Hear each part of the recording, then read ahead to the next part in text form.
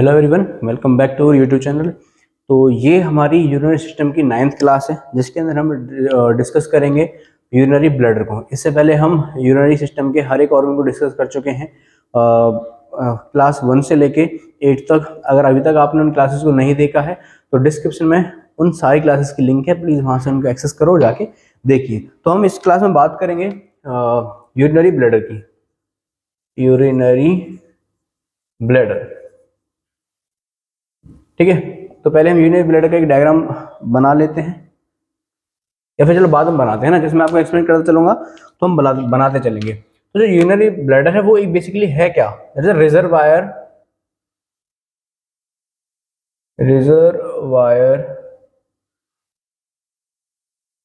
Of urine. ये क्या है? रिजर्वायर ऑफ यूरिन है। कि यहाँ रिजर्वायर का मतलब क्या है? एक कलेक्टिंग बैग है, एक तरह का कलेक्टिंग बैग है। यानी कि ऊपर से क्या आएगा? यूरिन आएगा और वो कहाँ के इकट्ठा होगा? आपका ब्लैडर के अंदर इकट्ठा होगा, ठीक है। अगर मैं इसके शेप की लाई की बात करूं कि कहाँ पे लाई होता है, it lie in the pelvic cavity. कहाँ पे होता है ये? पेल्विक कैविटी के अंदर लाई करता है। दूसरा, अगर मैं रिजर्वायर हो गया, पेल्विक कैविटी हो गई, अगर मैं बात करूं कि इसके स्ट्रक्चर की, है ना, अगर मैं बात करूं स्ट्रक्चर ऑफ द ब्लैडर, तो स्ट्रक्चर होता है ब्लैडर का बेसिकली ये एक पहली बात तो ये पियर शेप्ड होता है। कैसा होता है? Pear shaped. लेकिन कब? When it is empty. जब ये क्या होगा? एम्प्टी होगा। जब एम्प्टी होगा तो ये कैसा होगा? पियर शेप जैसा होगा। अगर ये फिल्ड हो जाए, अगर इसमें यूरिन एक्यूमुलेट हो जाए, तो ये बैलून शेप में हो जाता है। किस शेप में हो जाता है?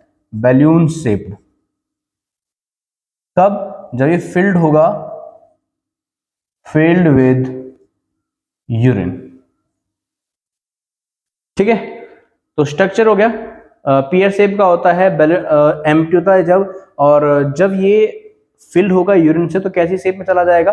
बैलून शेप में चला जाएगा। दूसरा एक पॉइंट और, कि जब ये इन्फ्लेटेड होगा, यानी कि जब ये फिल्ड होगा तो क्या होगा? It rises into the abdominal cavity. Abdominal cavity, यानी कि जब इसके अंदर यूरिन इकट्ठा होगा, जब ब्लैडर के अंदर यूरिन कलेक्शन होगा, तो क्या होगा? वो ऊपर की तरफ एक्सटेंड होगा और कहाँ चला जाएगा? एब्डोमिनल कैविटी के अंदर चला जाएगा, है ना। यानी कि होता तो कहाँ पर? ये पेल्विक कैविटी में, लेकिन जैसे ये फिल्ड होगा यूरिन से तो ये डिस्टेंड हो जाता है, ऐसे फैलता है बैलून की तरफ और थोड़ा सा ऊपर की तरफ चला जाता है एब्डोमिनल कैविटी की तरफ, ठीक है। तो ये था आपका यूरिनरी ब्लैडर, जिसे हमने पढ़ा कि क्या रिजर्वायर ऑफ द यूरिन है, कलेक्टिंग बैग की तरह होता है। ये कहाँ पे होता है? पेल्विक कैविटी के अंदर होता है। इसका स्ट्रक्चर कैसा होता है? पियर शेप का होता है जब ये एम्प्टी होता है, लेकिन जैसे ये फिल्ड होगा तो इसकी शेप कैसे हो जाएगी? बैलून शेप हो जाएगी, ठीक है। तो मैं इसका डायग्राम बनाता हूं, हम डायग्राम देखते हैं एक बार।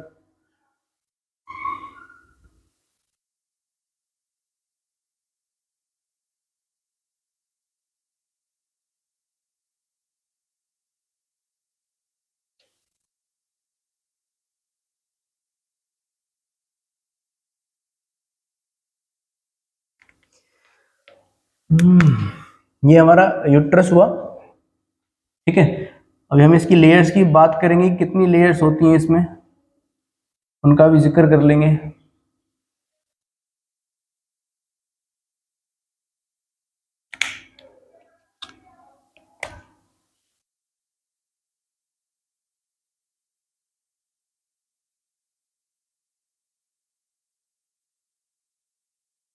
ठीक है, ये ब्लैडर हुआ और ऊपर में बना देता हूँ 2 यूरेटर्स।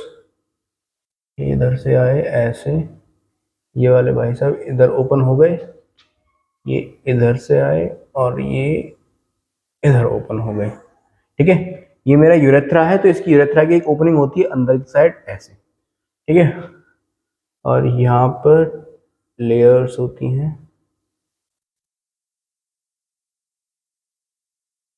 ठीक है ना भाई।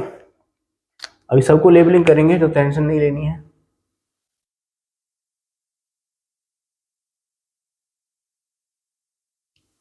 चलो सब की बात कर लेते हैं, मैं इसे एक बार रफ कर देता हूं इसको। स्ट्रक्चर ऑफ द को बंद कर देता हूं मैं।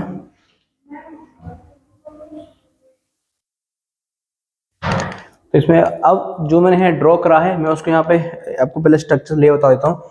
इसकी 3 लेयर्स होती हैं, हैव 3 लेयर्स। पहली है आउटर लेयर, सेकंड है middle layer,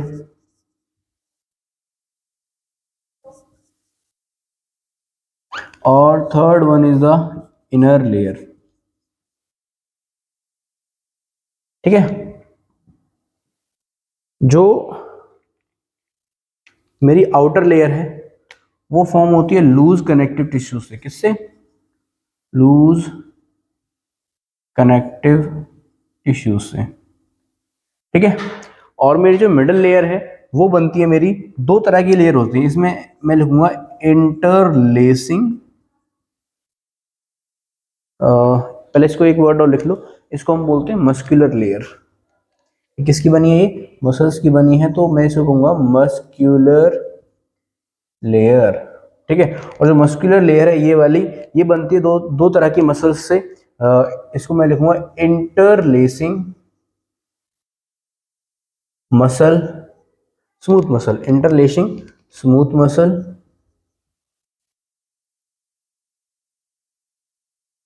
plus elastic fibres. ठीक है, और जो मेरी इनर लेयर है यानी अंदर वाली लेयर वो बनती है मेरी ट्रांजिशनल TIONAL ट्रांजिशनल एपिथेलियम की, है ना। अब तीनों इन लेयर्स को मैं इस पे ड्रॉ कर देता हूं, आपको यहाँ पे लेवलिंग कर देते हैं हम इसकी, फिर देखते हैं, फिर बात करते हैं। ये मेरे हुए यूरेटर्स। ठीक है, और जो ये 2 ओपनिंग दिख रही है मुझे, है ना, ये मेरी दोनों क्या है? Opening of ureters, opening of ureters. ठीक है, अब इसमें देखते हैं, जो ये है ये कहलाएगा यूरेथ्रा। तो इस यूरेथ्रा के 2 पार्ट हैं, 2 मतलब 2 ओपनिंग है, एक तो ये वाली है एक, और ये 2। ठीक है, तो जो ये वाला है मैं इसको कह सकता हूँ यूरेथ्रल ऑरिफिस, यूरेथ्रल ऑरिफिस, यानी कि ये नेक पर है, ये जो इतना पोर्शन है ना, ये वाला पोर्शन, ये नेक ऑफ ब्लैडर है। क्या है ये? Neck of the bladder. तो ब्लैडर की नेक पर किसकी ओपनिंग होती है? यूरेथ्रा की ओपनिंग होती है, जो ये वाली है ना, अंदर की साइड।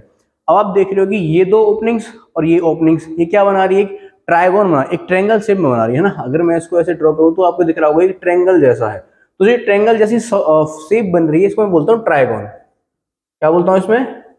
ट्राइगोन। आगे मैं इस पर बात कर लूंगा, कोई दिक्कत नहीं है, अभी इसको मैं यहाँ से रफ कर देता हूँ।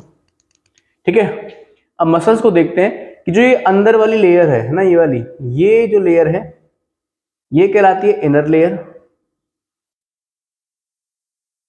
ये देख रहे हो, ये मैंने इंटरलेस करके बनाया, कट करके बनाया, ये मेरी है मिडल लेयर।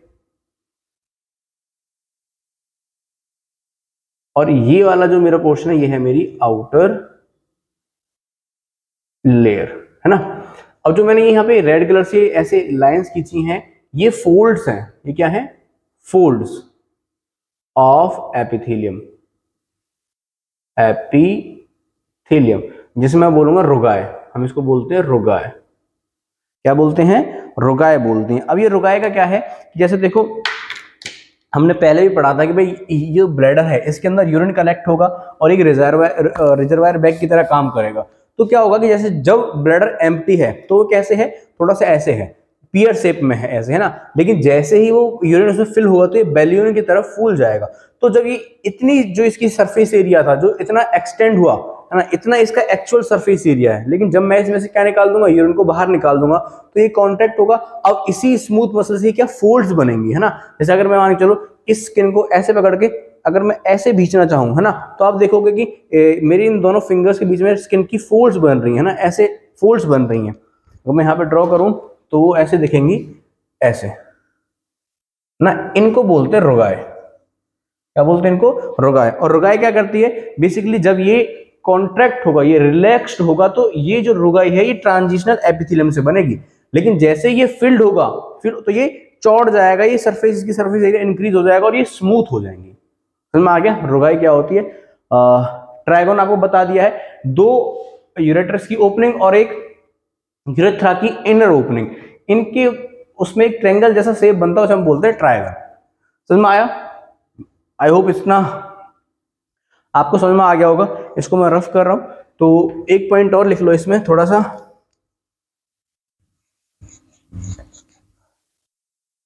पहले मैं इसकी बात करता हूं मसल लेयर की। यहां मुझे आपको एक पॉइंट बताना है।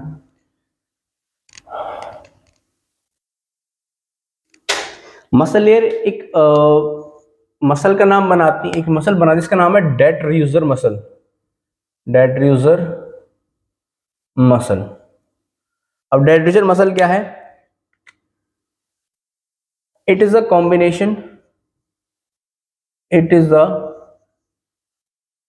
combination of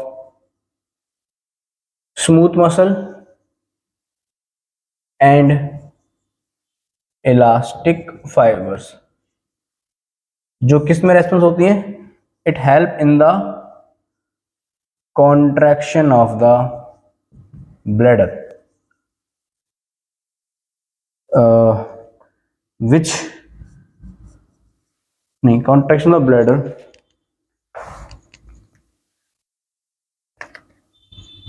and expel out the urine। ठीक है, तो उसने क्या कहा है कि जो डेट्रूजर मसल है वो बेसिकली क्या करती है? यूट्रस का कॉन्ट्रैक्शन करवाती है। ओके, ये किसकी बनी है? स्मूथ मसल्स की और इलास्टिक फाइबर्स की बनी होती है, और ये इंटरलेसिंग होती है। उसने क्या कहा था कि जो मिडल लेयर है वो कैसी है? इंटरलेसिंग है। किसकी? स्मूथ मसल और मसल फाइबर्स की। तो मैंने देखो यहाँ पे इंटरलेसिंग करी है, इसको ये इंटरलेसिंग हो रही है ना, एक रेड कलर से ड्रॉ करके दिखाया और एक तरह से मैंने ब्लू कलर से आपको ड्रॉ करके दिखाया है। तो इंटरलेसिंग दिखा रहा है किसका? स्मूथ मसल और इलास्टिक फाइबर्स का। ठीक है, अब इसके बाद जो हमारा ये ऑरिफिस था, ये वाला, ये यूरेथ्रा है, ये जो यहाँ पे इसकी एक ओपनिंग ये है और एक ओपनिंग इसकी अंदर है। तो जो अंदर वाला है ना, इसके ऊपर एक स्पिंचर होता है जिसको हम बोलते हैं इंटरनल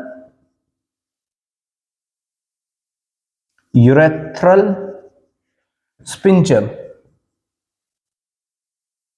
और ये हमारा होता है अंडर इनवॉलेंटरी कंट्रोल। ठीक है, यहां पे जो मेरा ये इनर ऑरिफिस है, यूरेथ्रल ऑरिफिस है, इसके गेट पे एक स्पिंचर होता है जो प्रिवेंट करता है फ्लो ऑफ यूरिन का, यानी कि इस यूरेथ्रा के रास्ते जो यूरिन बाहर आना है वो इस स्पिंचर पर डिपेंड करेगा। और ये हमारा जो स्पिंचर है ये किसके अंडर कंट्रोल होता है? अंडर इनवॉलेंटरी कंट्रोल, यानी हमारे ऑटोनॉमिक नर्वस सिस्टम के अंडर कंट्रोल में होता है, यानी कि इसे हम कंट्रोल नहीं कर सकते। ठीक है, तो अप्रोक्स जो इसकी कैपेसिटी है, अगर मैं बात करूं कैपेसिटी ऑफ द ब्लैडर,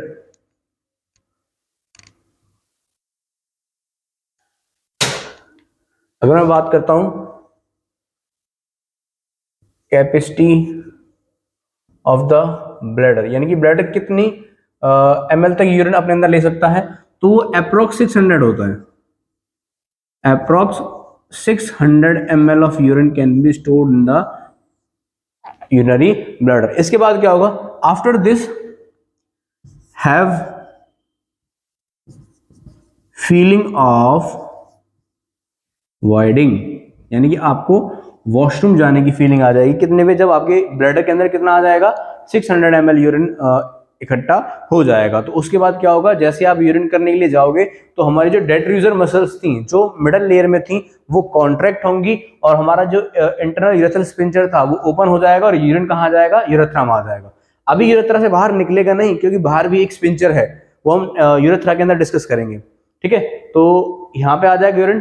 तो ये पूरी प्रोसेस थी यूरिनरी ब्लैडर की। ये जो सारी मैंने आपको बताया सारा कुछ था यूरिनरी ब्लैडर के बारे में। आई होप आपको को क्लियर हो गया होगा। अगर आपको इसमें कोई डाउट है, कोई पॉइंट आपको नहीं मिला है, तो प्लीज मुझे कमेंट सेक्शन में बता देना। ठीक है, थैंक यू, मिलते हैं नेक्स्ट क्लास में।